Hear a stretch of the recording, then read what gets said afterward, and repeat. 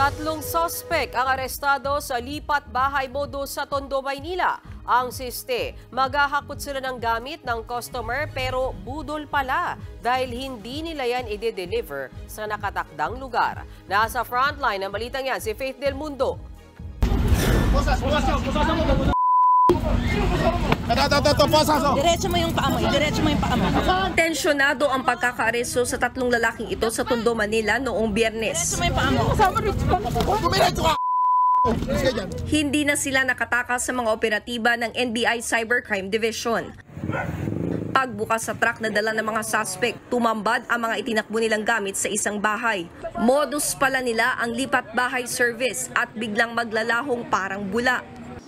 Ayon sa NBI, nagpanggap na transport service ang tatlo. Kukuha sila ng customer na magpapalipat ng mga gamit pero hindi nila i-deliver ang mga hinakot.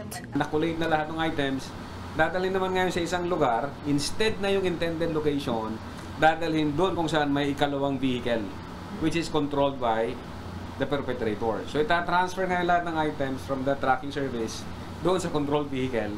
And then from there, maglalahon na parang bulayo. So, nagbayad na sila for the services. At the same time, nawalan pa sila ng mga gamit sa kanilang bahay. So, malalaki to. May mga, yung iba nga, may yung motor, yung single na motor. Yung iba, ref, aircon. Nasa 6 na reklamo na ang natanggap ng ahensya kaugnay sa modus ng mga suspect. Ang 28 anyos na biktimang ito, 80,000 piso ang ibinayad sa grupo para ipadala ang gamit mula Parañaque pa Davao. Sa Facebook page na Lipat Bahay Mindanao daw niya nakausap ang mga suspect.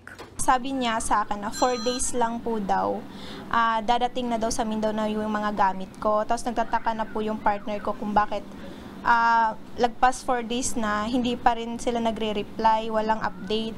Tapos doon, nagtaka na talaga ako after 2 weeks na pag-aantay, wala talaga. Hindi ko na din matawagan, hindi sila sumasagot.